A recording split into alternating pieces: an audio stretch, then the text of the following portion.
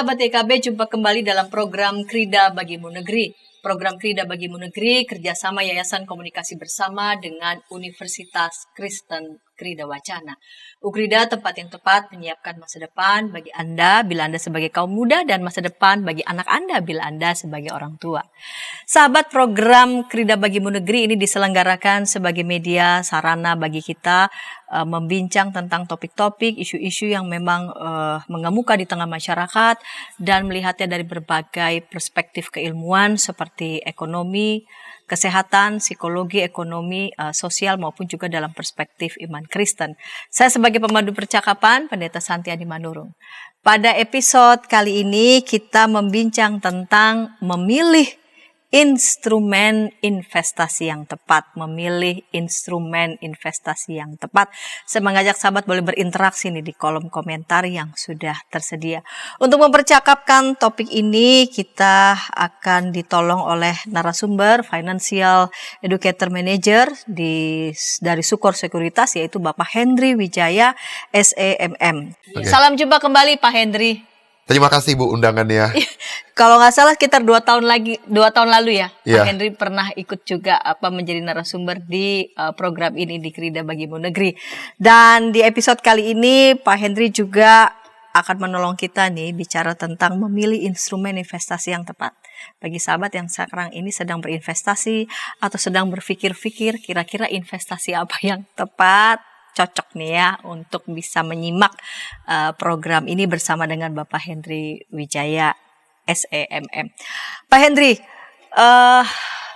masih marak ya kasus investasi bodong. Kalau kita googling gitu ya, beritanya begitu marak kasus investasi bodong dan juga pinjol juga banyak. Masih banyak yang katakanlah bingung bagaimana sih berinvestasi yang benar. Nah, segmen pertama ini saya mengalih dengan pertanyaan apa yang harus dipertimbangkan sebelum kita memulai untuk berinvestasi. Baik, jadi untuk memulai investasi sebenarnya ini krusial nih Bu. Kalau kita lihat ya dari banyak orang itu, kebanyakan mereka itu cuma berpikir untungnya apa, tanpa memikirkan resiko yang mereka akan ambil. Karena setiap investasi itu tentu setiap produk ya itu punya resiko yang berbeda-beda. Nah, yang pertama yang mesti dipertimbangkan untuk memulai investasi, yang pertama adalah teman-teman harus tahu sebenarnya kita ini tipe investor seperti apa, yang profil resikonya seperti apa. Kalau di dunia keuangan tuh ada yang tipenya itu konservatif Bu. Konservatif itu tipe orang yang tidak mau investasinya ada kerugian sama sekali. Nah, kalau Bu Santi misalnya duitnya hilang 100.000 udah nggak bisa tidur. Nah, berarti Bu Santi itu ada tempatnya nanti. Itu berarti investasinya cocoknya berarti di deposito. Ibu mungkin mau beli obligasi negara yang aman-aman aja. Itu tipe yang konservatif. Nah, tipe moderat. Kalau tipe moderat ini bagi dia pengen untung lebih besar, tapi dia pengen resikonya terukur atau terbatas, cukup rendah lah. Jangan sampai yang resikonya juga cukup besar. Nah, tipe seperti ini, moderat, ini kalau memang rasanya teman-teman ada yang rasanya, kayaknya saya kalau hilang cuma 200-300 ribu nggak masalah deh. Nah, itu tuh bisa kategori moderat tuh Bu. Tapi kalau hilang banyak saya nggak mau misalnya. Nah, kategori seperti ini cocoknya mungkin ya teman-teman bisa masuk ke mulai obligasi korporasi, reksadana obligasi, karena itu nanti resikonya sedikit lebih tinggi, tapi secara track record memang yang gagal bayar sebenarnya nggak sebanyak itu. Cuma memang kita mesti bisa memilihnya. Makanya kalau kita pengen cari investasi yang tipenya moderat, kita bisa cari aset-aset seperti itu Bu ya. Jadi dari obligasi korporasi dan lain-lain sebagainya. Dan juga nanti kalau teman-teman misalnya tipenya yang kalau di bank lambat misalnya uangnya. Saya pengen kapan kayanya nih kalau taruh di bank ya, taruh deposito kapan kayanya misalnya. Saya pengen tuh yang cepat naiknya. Nah, itu tipe profil yang agresif Bu. Dia nggak apa-apa, ada resiko, tapi dia pengen ya untungnya cepat gitu. Dan bisa dalam waktu cepat itu bisa asetnya itu bisa meningkat dengan pesat. Nah, ini kategori yang bisa masuk ke agresif Bu. Nah, kalau agresif ya pilihannya memang ada beberapa ya, bisa ke saham. Mungkin sekarang anak-anak Gen Z lebih sukanya ke kripto. banyak juga sih investor-investor yang udah senior juga yang mulai ke kripto ya. Cuma ya itu jadinya aset yang volatilitas harganya cukup tinggi itu yang akan dicari, Bu. Nah, jadi itu yang pertama, harus tahu profil resikonya. Yang kedua, setelah tahu profil resikonya, baru pelajari betul-betul. Misalnya, kalau kita masuk ke deposito, kekurangannya apa sih? Oh, deposito memang dijamin sama LPS, tapi yang dijamin sama LPS itu yang bunganya berapa misalnya. Karena kan ada batas bunga, kalau sampai terlalu tinggi juga LPS nggak mau jamin kalau di atas target bunganya dari lembaga penjamin simpanan, Bu. Nah, misal tuh deposito, kalau kita bicara tentang misalnya ke obligasi, kalau obligasi negara apa sih resikonya? Oh, kalau obligasi negara memang lebih stabil, karena memang kalau dipegang sampai jatuh tempo belum pernah ada pengalaman gagal bayar dari negara. Cuma kan mungkin, misalnya jatuh temponya 5 tahun lagi, tapi dalam 1 tahun ibu butuh uangnya tiba-tiba. Nah, itu kan waktu dijualnya nggak mungkin ke negara, tapi dijual ke investor lain. Ibu mesti cari orang yang mau beli obligasi itu. Nah, kalau orang itu pengen belinya dengan harga lebih murah, berarti kan ibu cuma dapat bunga, tapi harga obligasinya turun. Nah, jadi kalau kita lihat itu berarti kita mesti tahu, oh kalau masuk ke obligasi memang aman, yang konservatif, yang obligasi negara, tapi apakah kita bisa pegang sampai jatuh tempo atau enggak? Kalau kita nggak bisa pegang sampai jatuh tempo, tentu kan harga obligasi bisa naik turun. Nah, itu dia kenapa kita mesti benar-benar kenal setiap produk investasinya itu seperti apa. Jadi pertama kenali dulu profil kita, kenali juga produk ya. Betul. Yang akan kita sasar gitu kira-kira. Gitu ya. Ada lagi Pak Henry, bagaimana apa yang harus dipertimbangkan sebelum kita mulai investasi? Dan kita sadari, Bu, bahwa uang kita itu sebenarnya setiap tahun itu dicuri sama inflasi itu. Nah, Ibu bayangin aja, kita gak usah pakai data yang ini ya, kita real inflation yang kita rasain tiap hari aja misalnya. Kita lihat harga beras misalnya, tiap tahun naiknya berapa persen, Ibu mungkin bisa berasa ya, sebagai ibu rumah tangga, biaya pendidikan naiknya belasan persen bisa tiap tahun, yang di swasta ya. Terus biaya rumah sakit juga, kesehatan juga naiknya kan cukup tinggi dari tahun ke tahun. Harga properti kenaikannya bisa, ya mungkin kalau kita benar-benar ngerasain sehari-hari mungkin bisa 7-8%. Tapi kalau data Bank Indonesia, ya di average 4-5% sekarang inflasi. Tapi yang kita rasain karena banyak komponen dalam kehidupan sehari mungkin bisa 7-8%. Ibu bayangin kalau kita punya tabungan, anggaplah 1 miliar aja. Setiap tahun ibu kehilangan 8%, berarti 80 juta uang ibu hilang tiap tahun. Bukan nominalnya Bu yang hilang, tapi daya belinya. Karena ibu beli 1 miliar, tahun depan itu hanya bisa beli barang yang 930 juta di tahun ini. Jumlah barangnya sama. Jadi uang ibu itu sebenarnya hilang 80 juta. Karena daya beli. Daya belinya turun. Turun 8%. Makanya bayangin itu baru setahun, Bu. Kalau ibu tarik sampai 10-20 tahun, kehilangannya bisa sampai 60-70%. Kalau dikaliin secara compounding 10-20 tahun. Makanya kita mesti benar-benar, kalau kita aware soal ini, duit kita itu daya belinya terus turun, kita harus cari mana investasi yang bisa ngebit atau mengalahkan penurunan daya beli kita.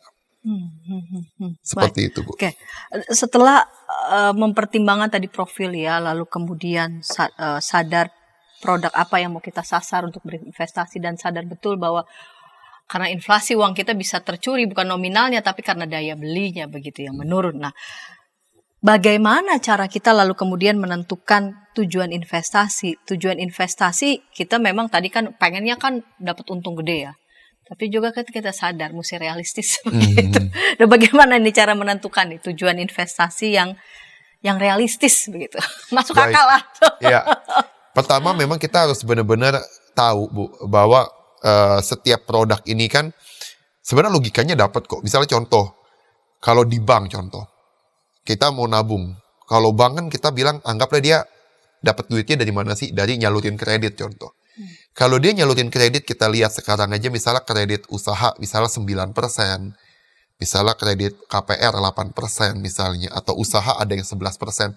Mungkin nggak, Bu? Misalnya ada satu bank mengaku bisa ngasih bunga 13-15% ke kita sebagai nasabah. Nggak mungkin. Karena dia aja nyalurin kredit, paling dia cuma dapat bunga 8%, 9%, 11%. Makanya dari situ aja kalau kita tahu logikanya, berarti paling bunganya 1%. Kalau deposito juga sekarang 3%, 4% oke lah. Itu udah cukup top lah kalau udah 4%-an. Kecuali bank-bank yang kecil ya Bu ya. Kalau bank kecil mungkin bisa 6-7%. Nah, jadi itu realistis tuh. Kalau kita masuk ke obligasi, mungkin obligasi sekarang kalau perusahaan-perusahaan yang ratingnya cukup bagus yang A ke atas, itu bisa dapat 7-8% Bu setahun. Nah tentu kalau ratingnya makin memburuk, makin kecil ya bunganya yang ditawarkan bisa lebih gede. Nah itu sebagai kompensasi resiko yang kita tanggung soalnya.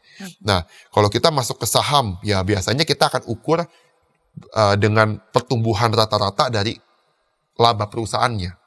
Kalau laba perusahaannya bisa tumbuh mungkin rata-rata tiap tahun 10%, ya kita anggaplah, kita berharap di sekitar situ juga Bu, akan ada pertumbuhan harga sahamnya. Ya walaupun memang harga saham itu volatilitasnya kadang nggak linear, tapi dalam jangka panjang kita berharap kan semakin kinerja perusahaannya bagus, yang kita beli perusahaannya tentu kita pengen sahamnya itu bisa meningkat. Makanya kita sekarang tinggal pilih, bikin Ibu maunya dananya itu kalau kita kayak pelatih sepak bola Bu ya. Ibu kalau lihat sepak bola tuh selalu defender itu lebih banyak daripada penyerang. Penyerangnya 2, tapi backnya 4. Pemain tengahnya 4 misalnya. Nah pemain belakang defender itu tuh tipe yang buat amanin uang kita. Artinya uang darurat. Uang yang kita butuhkan sehari-hari itu mendingan masuk ke tempat yang memang aman. Reksadana pasar uang misalnya, ke deposito, reksadana pendapatan tetap, itu anggaplah 40% dari atau 30% dari dana kita. Dari misalnya aman dari kekayaan kita, betul. Nah yang tengah, kita cari yang sedikit resikonya agak lebih tinggi, tapi jangan yang tinggi-tinggi amat. Misal kita mau masuk ke reksadana pendapatan tetap. Nah, bisa Ibu masuk ke reksadana pendapatan tetap, cari yang perusahaan swasta contohnya yang lebih stabil, mungkin bisa dapat 6% atau 7% kan lumayan. Nah, ini yang pemain tengahnya nih, mungkin 30% bisa taruh di situ. Nah, baru penyerang utamanya 2 tuh yang dikit aja, ya tipenya mungkin Ibu bisa masuk ke saham. Cari saham yang memang tiap tahun kalau bisa yang kinerjanya juga bagus Bu, yang dari tahun ke tahun tuh ada pertumbuhan. Kalau di Indonesia mungkin favoritnya tuh Bank BCA sama Bank BRI sahamnya. Nah, udah tinggal alokasi dananya di situ. Ibu takut kalau naruh banyak-banyak takutnya lagi turun, sahamnya saya lagi butuh duit kan susah juga. Nah, lebih baik Ibu misalnya masukin 20% dulu atau 15% dari dana Ibu ke saham. Nah, jadi ini akan memperkuat Ibu. Ada yang tujuannya di saham itu untuk ningkatin kekayaan. Kalau dia turun pun kita nggak sakit hati karena cuma 15% atau 20%, hilang setengah juga cuma hilang 10%. Ibaratnya nggak bakal nyakitin kita banget. Tetap Ibu bisa nyenyak tidur. Ya, karena kan kita udah nyiapin yang paling aman itu ada di kita sudah simpan begitu. Betul, ya. Nggak kita mainin yang beresiko banget gitu. Ya, kalau Ibu rasanya udah terbiasa, misalnya kita udah terbiasa di saham, oh iya ya kalau perusahaan bagus, yang kinerjanya bagus, memang ada penurunan tapi jangka panjang dia akan ngikutin fundamentalnya, akan ikut naik. Ya udah dah, saya lebih yakin untuk masuk lebih banyak. Nah, kalau udah mentalnya udah terbiasa dengan modal ngelihat bisa turun, bisa naik dengan dana kecil, nanti Ibu akan perlahan-lahan bisa tuh untuk taruh dana lebih gede di saham. Tapi kalau di awal-awal, mendingan sih jangan terlalu banyak. Jangan kasih shock terapi dulu. Iya, betul. Karena 10% hilang aja Bu. Ibu masukin 100 juta, hilang 10 juta loh. Ibu masukin 1 juta, cuma hilang 100 ribu, Ibu juga gak bakal sakit hati. 1 juta hilang 100 ribu. Nah, kayak gitu. Jadi bener-bener kayak pelatih sepak bola lah Bu. Ibu atur formasinya. Baik. Nah, tadi kan apa yang harus dipertimbangkan sebelum memulai investasi itu bagaimana cara menentukan. Nah, lalu kemudian jenis-jenis investasi yang cocok nih untuk pemula. Nah, untuk menjawab itu ya kita akan ulas, kita akan explore di segmen kedua. Namun sebelumnya kita dengarkan pesan-pesan berikut ini.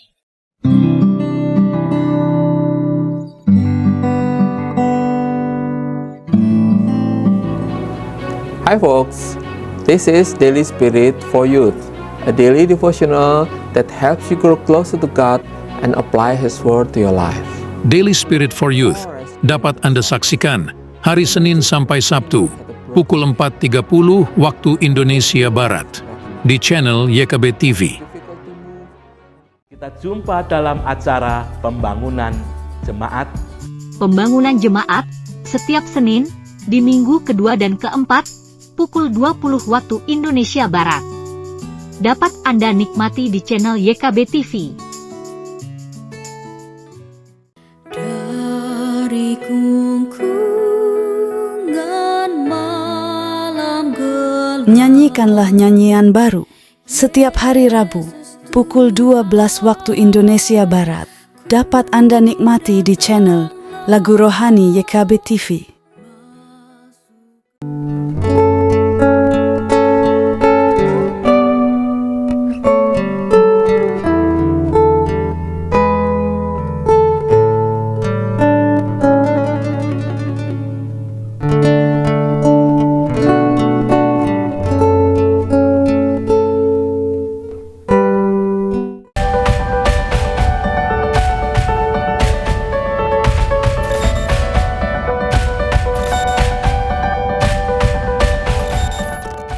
Sahabat, senang masih bersama dengan kami dalam program Krida Bagimu Negeri. Pada episode kali ini kita membincang tentang memilih instrumen investasi yang tepat dengan narasumber Bapak Henry Wijaya, SEMM sebagai Financial Educator, Manager dari Sukor Sekuritas. Kita memasuki segmen kedua. Saya mengajak sahabat boleh berinteraksi di kolom komentar yang sudah tersedia. Baik Pak Henry, kita lanjut di segmen yang kedua ini ya. Pertanyaan kemudian adalah bagaimana sih cara kita memilih instrumen investasi yang tepat? Judulnya kan memilih instrumen investasi yang tepat, kita masuk nih ke inti ya. Bagaimana nih atau apa saja ya, bagaimana cara memilih instrumen investasi yang tetap dan jenis-jenis investasi yang cocok untuk pemula? Baik, yang pertama kalau tipe konservatif Ibu ya. Ibu orang yang benar-benar kalau tipenya aman, Ibu tentu harus lihat baik kita cari tadi deposito, reksadana pasar uang bisa, karena reksadana pasar uang ini kan reksadana itu kan sebenarnya kita menaruh dana ke salah satu perusahaan aset manajemen untuk nanti dia kelola uang kita Bu.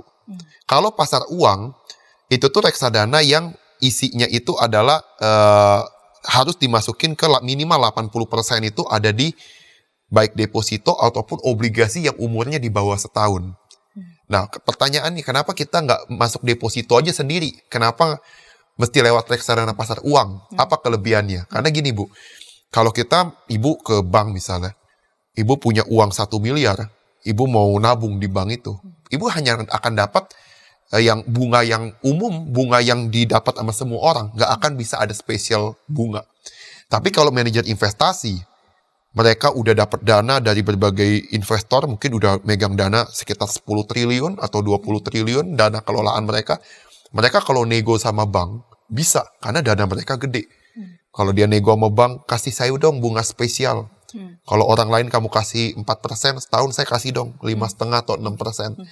Kalau kamu mau kasih, saya kasih nih, ada dana sekitar berapa T misalnya.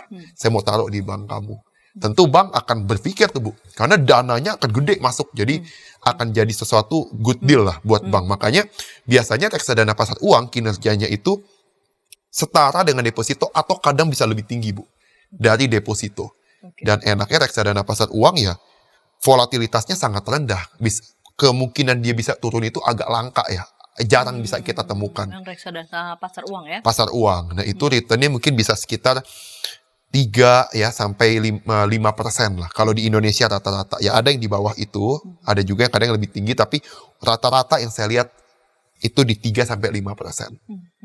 Nah, Ibu tentu pasti lihat track record-nya juga sudah berapa tahun reksadananya. Tentu semakin lama track record-nya ya lebih stabil, itu tentu akan lebih bisa mudah dipercaya lah untuk memilih reksadana itu. Nah, kalau tipe moderat, Ibu misalnya mau masuk ke obligasi negara, misalnya contoh. Obligasi negara sebenarnya buat aman, tapi kalau kita buat jangka pendek, jadinya jadi cukup ada volatilitas harga tuh, karena tadi kalau jangka pendek kita pegang obligasi negara, kita pas mau jual harus cari pembelinya itu bisa nawar lebih murah atau bisa lebih mahal nawarnya. Kalau dia lebih murah dari waktu kita beli ya kita harganya turun obligasinya. Tentu kan jadi ada resiko, makanya teman-teman sekarang tinggal perlu melihat misalnya kalau mau yang jangka panjang mendingan obligasi negara aja sampai jatuh tempo. Nah, tapi kalau teman-teman rasanya saya nggak mau yang ada volatilitas naik turun misalnya, yang mau agak stabil, ada beberapa reksadana yang bisa kayak gitu, reksadana pendapatan tetap, karena isinya itu kebanyakan adalah perusahaan Bu, obligasi bukan negara, obligasi korporasi. Obligasi korporasi itu harganya cukup stabil, nggak gitu naik turun, karena yang jual beli di obligasi korporasi atau obligasi perusahaan itu tuh nggak banyak Bu. Karena bayangin sekali beli Bu obligasi perusahaan minimal bisa 200 sampai 500 juta Bu. Nggak semua orang punya pendanaan segede itu. Ada pun kadang mikir juga, suruh naruh 500 juta di satu obligasi satu perusahaan. Makanya kita lewat reksadana. Kalau reksadana 100.000, ibu udah bisa masuk ke perusahaan yang tadi 500 juta tadi. Karena patungan kan. Manajer investasi nanti kumpulin dananya dari semua orang. Ada yang 100.000, ada yang 1 juta, ada yang 2 juta. Nanti digabungin 500 juta, dia bisa beli obligasi korporasi tadi. Jadi bunganya kita dapat bunga obligasi korporasi yang lebih tinggi dari obligasi negara. Satu sisi ya, itu harganya cukup stabil. Karena nggak banyak orang yang jual beli. Karena sekali beli ya harganya cukup mahal, Bu. Kalau obligasi negara kan, ibu bisa beli 1 juta udah bisa beli. Kayak obligasi retail. Tentu banyak orang lah yang bisa transaksi di sana. Makanya karena banyak orang transaksi, harga obligasi negara tuh tiap hari tuh volatil. Bisa naik, bisa turun, Bu. Karena banyak orang yang transaksi jual beli terus setiap hari. Nah, itu beda. Jadi kita perlu ibu tahu, misalnya kalau pegang jangka panjang berarti obligasi negara kalau sampai jatuh tempo. Kalau jangka menengah saya pengen lebih stabil, ya udah masuk ke reksadana cari yang dia cukup stabil secara track record. Nah, kayak gitu. Ibu bisa masuk ke sana.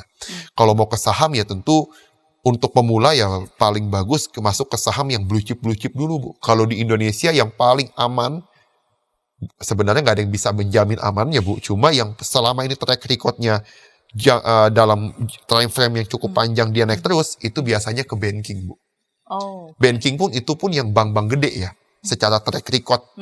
Bank BCA, BRI, Bank Mandiri, nah BNI, itu 4 bank itu track record-nya selama ini ya jangka panjangnya sahamnya naik.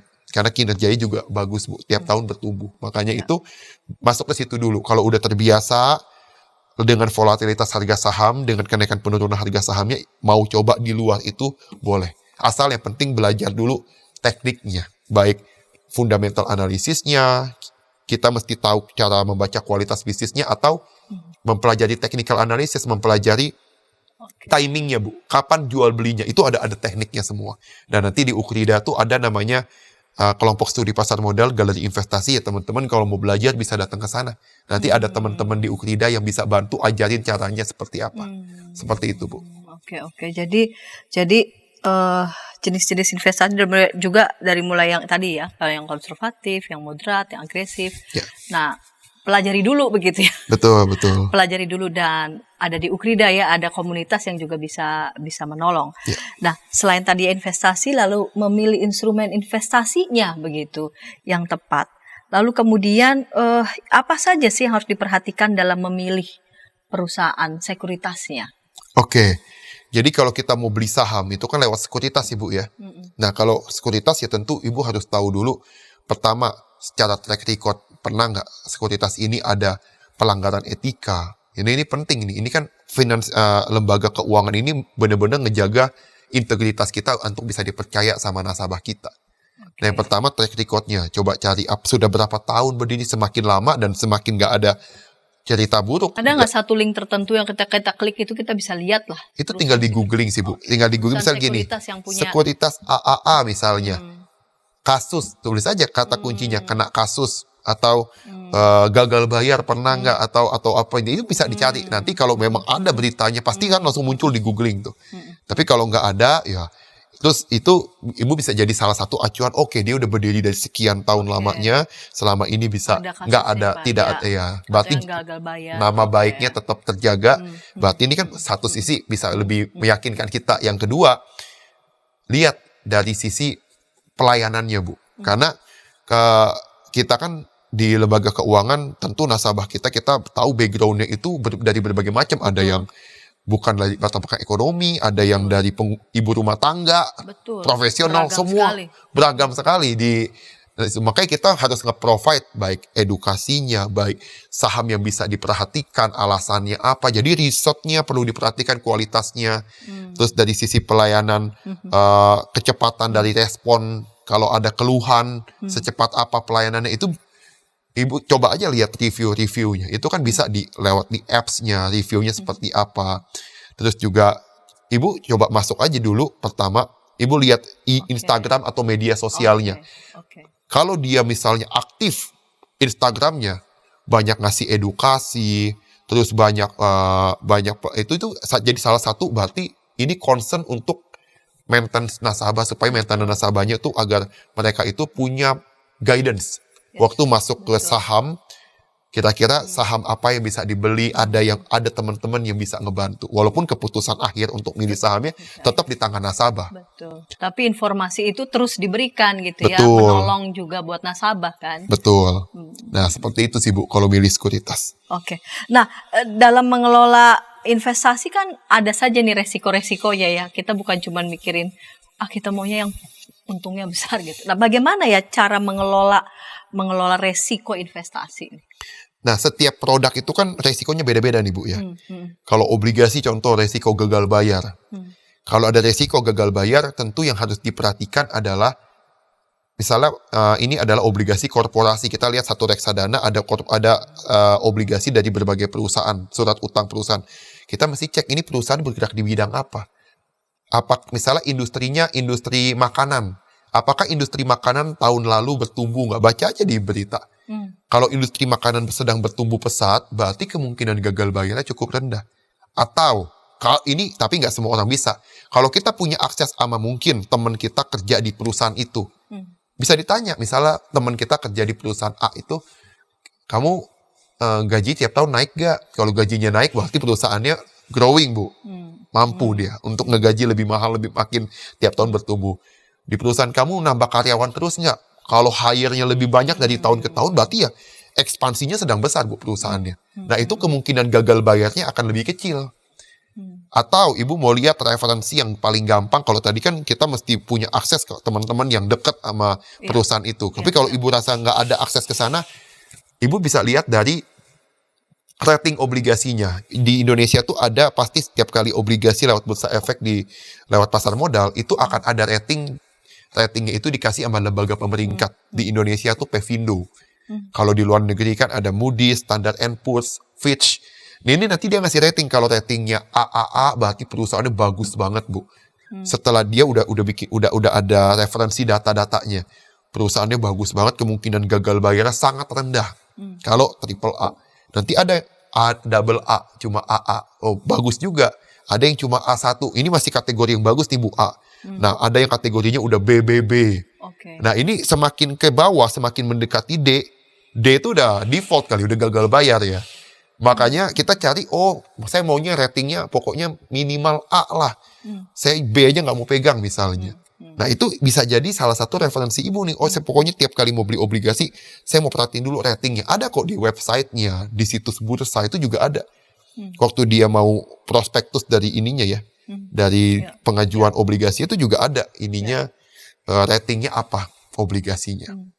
Jadi bagi mereka yang nggak punya teman dekat begitu ya, jadi tapi kita bisa melihat rate ya. Betul, ratingnya. Rating obligasinya begitu ya. Jangan sampai nanti rate-nya makin rendah malah kita jadinya ke sana begitu. Betul. Dan itu makin besar nanti resiko investasinya. Nah, ketika kita sudah nih mengelola resiko katakanlah investasi. Nah, tapi kan tetap saja ya namanya investasi bisa saja mengalami kerugian. Apa yang kita lakukan jika investasi kita tuh mengalami kerugian? Kita akan ulas itu segmen ketiga, namun sebelumnya kita dengarkan pesan-pesan berikut ini.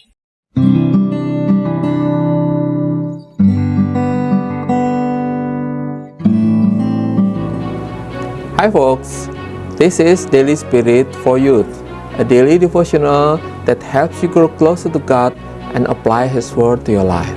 Daily Spirit for Youth dapat Anda saksikan hari Senin sampai Sabtu pukul 4.30 waktu Indonesia Barat di channel YKB TV. Kita jumpa dalam acara Pembangunan Jemaat. Pembangunan Jemaat setiap Senin di minggu kedua dan keempat pukul 20 waktu Indonesia Barat. Dapat Anda nikmati di channel YKB TV. Dari gungkungan malam gelap. Nyanyikanlah nyanyian baru setiap hari Rabu pukul 12 waktu Indonesia Barat. Dapat Anda nikmati di channel Lagu Rohani YKB TV.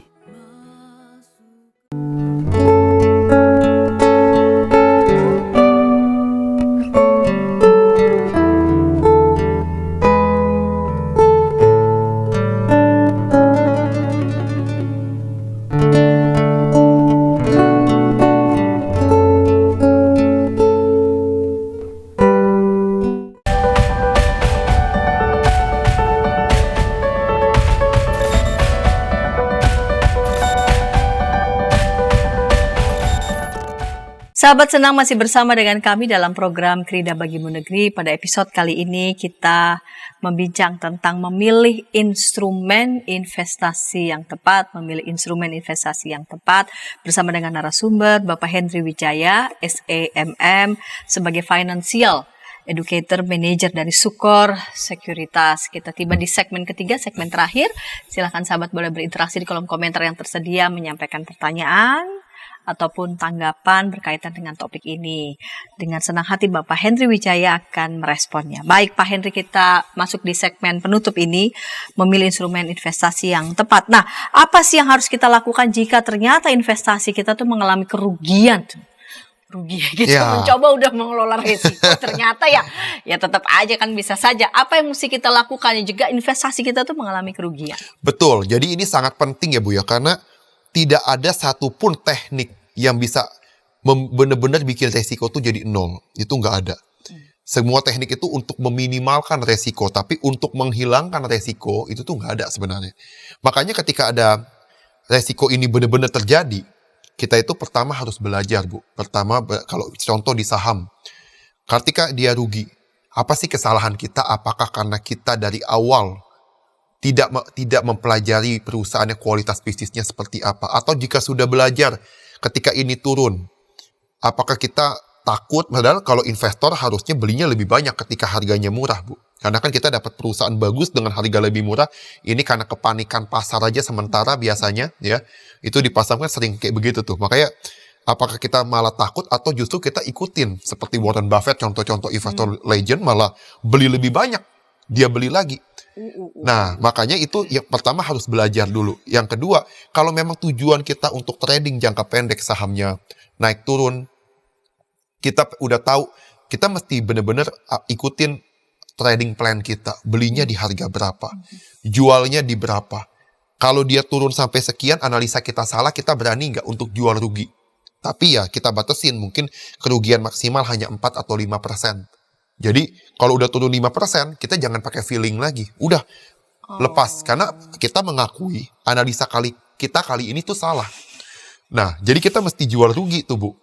Nah, kalau kita nggak lakukan itu, sahamnya turun sampai 20-30%, kita baru nyesel, ya kita harus belajar dari kesalahan kita. Karena dari awal tujuan kita buat trading, buat jangka pendek, bukan lihat kualitas perusahaannya, tapi buat jangka pendek kan ada tekniknya tuh. Disiplin nggak kita sama trading plan yang udah kita buat di awal? Atau jangan-jangan kita masuk pakai feeling, nggak ada persiapan bakal jual di berapa, kalau dia turun akan seperti apa, kita nggak ada persiapan, cuma yang penting beli, semoga dia naiknya pun nggak tahu sampai kapan baru mau dijual. Nah itu tuh, kesalahan itu tuh perlu kita pelajarin dulu. Jadi harus ngerti kapan belinya, kapan keluarnya. Sebelum kita masuk, kita sudah tahu duluan Bu, kapan keluarnya itu. Kapan jualnya. Bahkan sebelum beli ya. Sebelum beli kita udah tahu kita mau jual di harga berapa nanti. Entah ketika dia naik, entah ketika dia turun. Nah itu pertama harus belajar. Nah yang kedua, kita harus makanya belajar diversifikasi. Diversifikasi itu bukan hanya bicara tentang beli saham A, B, C, atau beli saham, punya obligasi, punya reksadana. Bukan hanya seperti itu Bu. Itu oke, bisa ngurangin resiko karena kalau sahamnya turun tapi obligasinya kan naik. Depositonya tetap ngasilin bunga. Jadi ini tetap bisa saling melindungi, betul. Tapi kalau Ibu mau diversifikasi, cobalah dananya. Misalnya saham perusahaan yang bagus, misalnya kayak perusahaan BCA contoh atau BRI yang selama ini track record udah ketahuan bagus. Jangan masuk di satu harga. Misalnya Ibu punya uang 10 juta. Masuklah dulu 2 juta di harga misalnya yang tinggi. Nanti dia turun, setengahnya Ibu beli lagi 5 juta. Nanti Bu, Ibu udah beli di bawah 5 juta ini 2 juta, baru naik setengah aja, nggak usah balik ke harga semula. Itu Ibu udah untung sebenarnya kalau jual semuanya. Ya kan kalau saya kasih contoh nih Bu ya. Anggaplah ini ada satu saham harganya 1.000. Kita awalnya beli satu lembar, kita keluar uang 1.000. Lalu dia turun Bu, jadi 500 harganya. Kita beli 1.000, dapat 2. Sekarang kita punya 3 kan Bu, 3 lembar saham. Di total biaya yang keluarnya 2.000. Karena kan 1.000 di awal, 1.000 lagi yang kedua. 2.000 itunya 3 lembar saham yang kita dapat. Bayangin Bu, dari 500 nggak usah balik ke 1.000. Baru balik ke 700 aja. 700 kita jual 3-3-nya, 700 dikali 3, 2.100. Padahal modal ibu cuma 2.000. Tapi ibu jual 2.100, udah untung 100. Jadi kalau kita beli di harga 1.000, kita beli lagi di harga 500, dia baru balik ke 700 aja udah untung. Apalagi balik ke 1.000. Makanya kita bisa mengalokasikannya dari harga-harga itu. Oh, kalau turun 20% saya beli lagi. Turun 10% saya beli lagi. Nah, jadi itu menjadi salah satu cara diversifikasinya.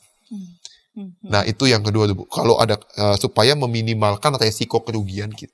Oke. Nah, bagaimana nih cara kita memantau berarti ya, memantau kinerja investasi kita? Kita bisa pakai fitur misalnya kalau di sekuritas itu di beberapa aplikasi, kalau yang punya ya itu ada namanya stock alert, Bu. Stock alert itu dia kayak ngasih reminder kalau sahamnya nyentuh harga yang kita inginkan, kita udah kasih tanda nih. Harganya bakal nyentuh 10.000, kalau udah nyentuh 10.000 nanti ada notif di HP kita. Harga saham Anda telah menyentuh 10.000. Nah, langsung kita bisa jual, Bu. Atau turun sampai ke harga sekian, udah ada alert atau udah ada peringatannya.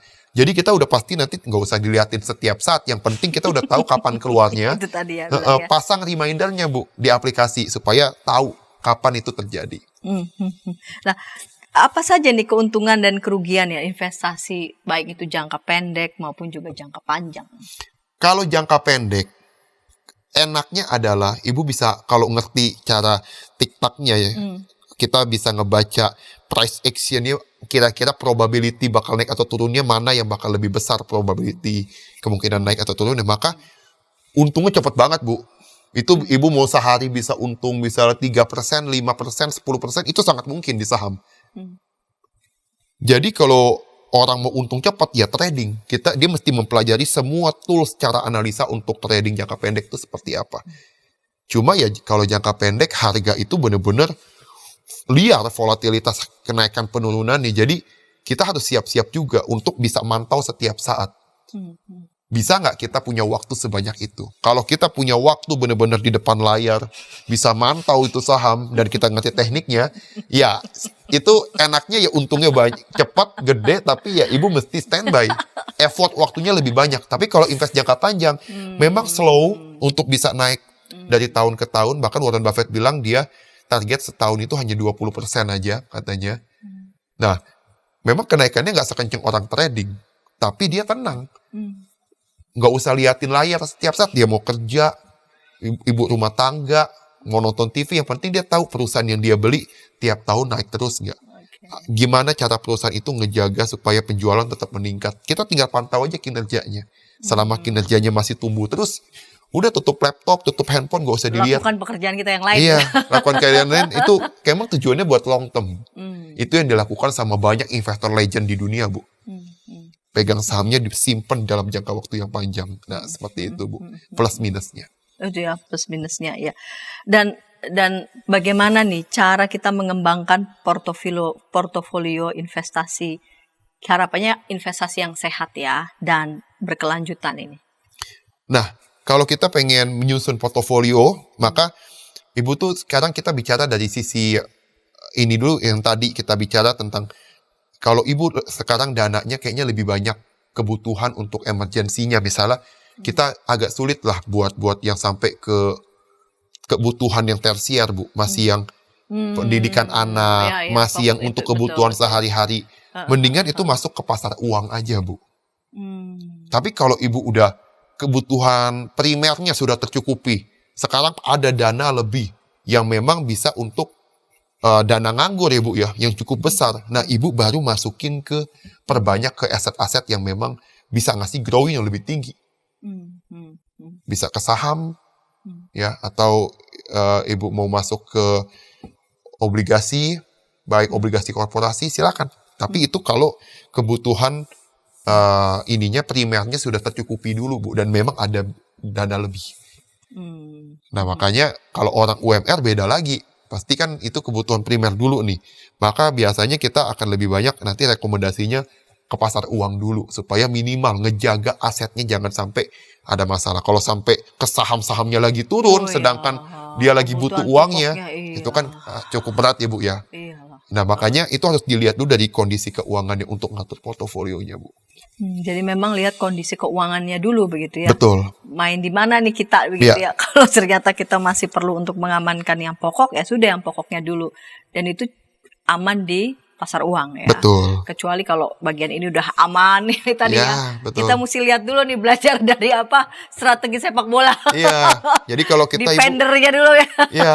Ibu punya kebutuhan anggap sebulan 5 juta contoh. Kebutuhan hidup 5 juta. Berarti ibu minimal di bank tuh harus punya bisa 6 bulan, berarti 6 dikali 5, 30 juta lah minimal. Nah, di atas 30 juta baru kalau mau diinvest silahkan. Yang ke aset-aset yang lebih beresiko. Tapi minimal buat 6 bulan atau 12 bulan, kalau mau lebih aman lagi, dari kebutuhan bulanan itu harus ada, Bu. Karena Minimal itu yang sewaktu-waktu harus segera ya, Karena betul. memang itu bagian yang pokok. Ya, itu bisa masuk pasar uang, Bu. Kalau masih 6 sampai 12 bulan dari kebutuhan. Gitu aja sih, Bu. Baik. Pak Henry, terima kasih nih ya. Kita sudah berbincang nih tentang memilih instrumen investasi yang tepat. Dan sahabat YKB dimanapun yang menyaksikan juga kan beragam yang menyaksikan. Ada yang bisa mulai dari nol, ada yang sudah di tengah, ada yang sudah di expert begitu ya. Dan bisa menyampaikan pertanyaan ataupun saran bisa saja ya di kolom komentar yang sudah tersedia. Pak Henry Wijaya akan meresponnya. Dan Pak Henry, kita sudah tiba di menit-menit akhir segmen ini. Pak Henry boleh menyampaikan resume semacam ya ringkasan seperti itu ya yang sudah Pak Henry sampaikan dari yang pertama sampai yang terakhir. Silakan Pak. Baik, jadi dalam kita memilih investasi sebenarnya nggak usah terlalu pusing teman-teman ya. Yang penting teman-teman ini udah tahu sebenarnya setiap produk ini tuh bagaimana mekanismenya. Kalau mau pendapatan tetap ya udah deposito. Kalau teman-teman pengen yang stabil tapi jangka panjang, oke, obligasi negara misalnya. Kalau mau stabil tapi jangka pendek yang cukup stabil, misalnya reksadana pendapatan tetap.